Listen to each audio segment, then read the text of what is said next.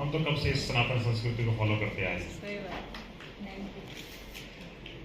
तो Hemlata ji, you are working with GMR we all know, हमने सभी ने ट्रैवल किया है, एयरपोर्ट्स मैनेज करता है, we all know this, and this is I think very very sensitive procurement आपके यहाँ होता होगा। वी ऑल नो कि प्रोक्योरमेंट, जैसे मैं बोल रहा हूँ, it's a traditional kind of procurement process, but in company like GMR who is managing the airport authorities और aviation where millions of people travel from here and there. So Hemlata ji, my first question to you is, how a procurement professional can be skilled to use this AI, to use this digitalization process? So data literacy, how a procurement professional can be data literate? So share your mind on this. Okay, thank you. I think it's a very great question, because in today's age of AI, data is power, and having the power to process that data, it means you become a superpower. Without data, there is nothing. First thing is that. And then if we look at, why do we need this data literacy?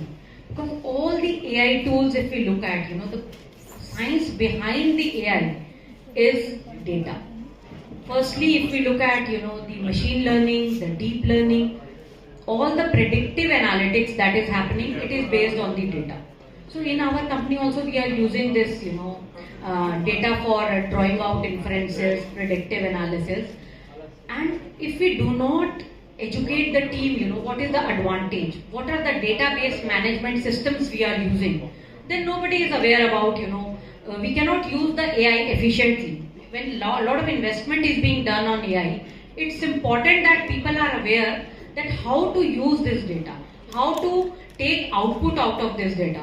So regular workshops are required to be done. Then the understanding of the DBMS, like if Ariba is there, SAP is there, how is the data is being stored into these systems, that awareness is very much required.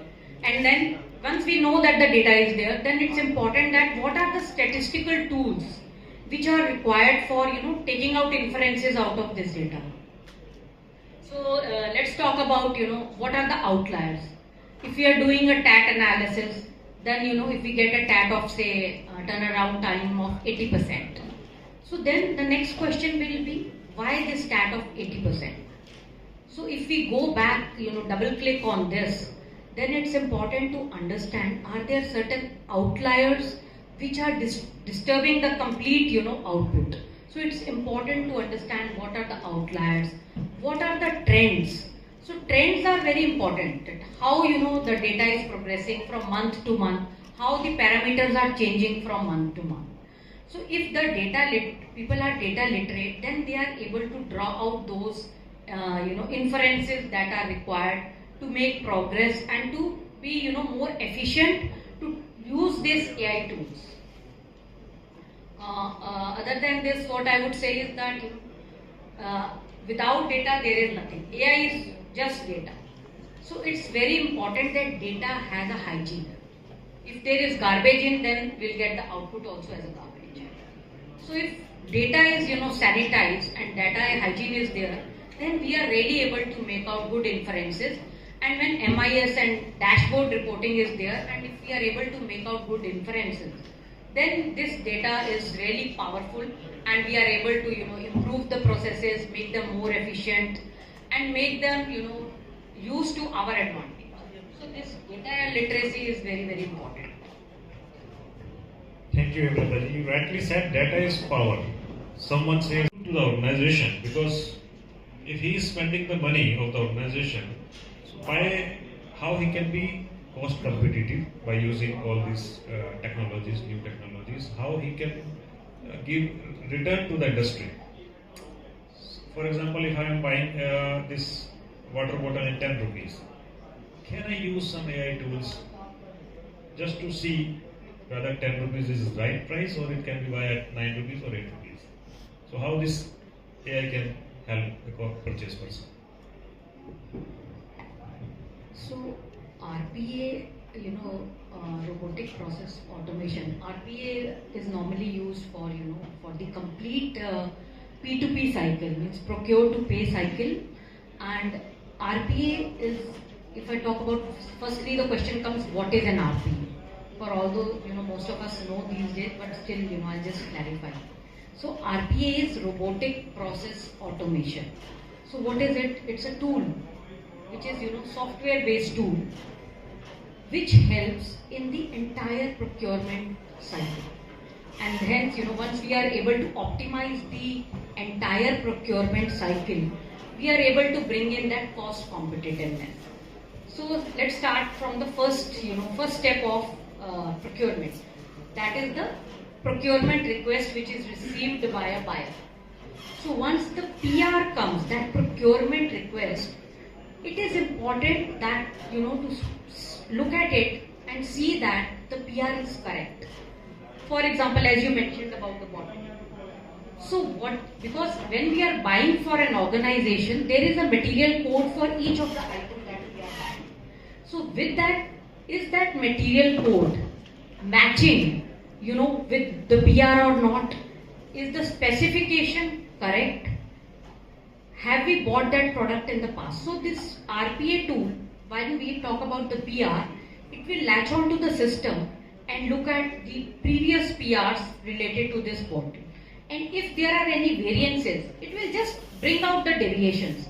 Then it is up to the user and the buyer to decide, yes, this deviation is what we want, or we do not want that deviation. So once that deviation is settled, then we come to the next step of the procurement, and supplier identification.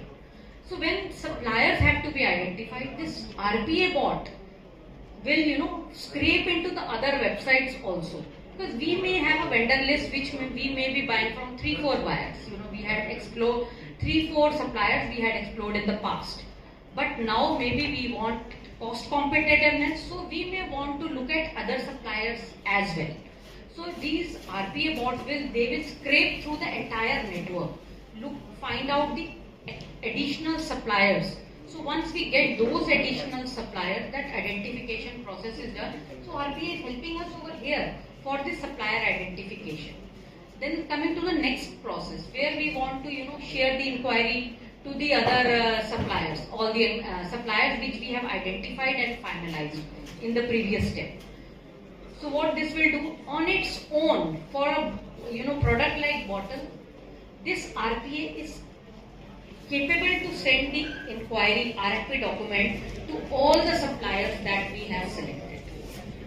And once the offers come, and when this RPA is sending this RFP document, it will share a format that the offers are to be collected in this format only. And once the offers are received, this bot has the capability to do a comparison with respect to the product design as well as with respect to the cost. And once these, we have that cost analysis, then this RPA only will prepare a note. So then it goes, as per the workflow approvals, and then once the approval is done, then it can on its own share the PO to the identified finalized supplier, which has the minimum cost. So once the entire process is run, as RPA is running the process, this is more efficient. There are no errors, and it is running 24/7. It doesn't need any break. So it automatically brings that cost competitiveness in the entire cycle. And we all must be aware or face the situation. Terminal building. So we will just add that. And whatever AMCs for electrical we have done in the past, all the purchase orders will pop up, and all the note for approvals will be available with us. And then we can do a comparative analysis that okay, at our Delhi plant, at our Hyderabad airport, at our Goa airport, what are the rates available? So one good thing is there, like you were mentioning about the audit compliance, that different plants is different. We have a group level. So now everything is at the group level, so that complaint we are not having. That's one good thing. And with this knowledge miner, we are able to extract all the data and about all of our plants. So we have all the reference rates available. Because depending from plant to plant, state to state, the compliances are different. So the rates may be different. There are multiple reasons why when the rates are different. The labor charges may be different. So different compliances are there. Some regions follow state compliances, certain follow the central compliances. So all these scenarios we work out, and then we see that yes, what is the actual rate, what the price should be. So that's how the issued costing is calculated, and then we proceed further. So any question coming in your mind, you can ask. People think that सबके आरे हो रहा है तो means like he said negotiations would be there. But if we have a firm set of rules, yes, this is the negotiation process, this is the final process. Then in public sectors and in government, there is no negotiation further to the RA. Then people follow that process. And it is also very important when we are exercising this reverse auction that we have clear-cut budgets, clean sheet costing, that the cost of the whatever product or service we are buying, we should be very clear about it. If some cost cutting is happening, because of the RA, then it can lead to the failure of the project as well. So that that concern, that caution has to be exercised whenever we are doing this reverse auction. So I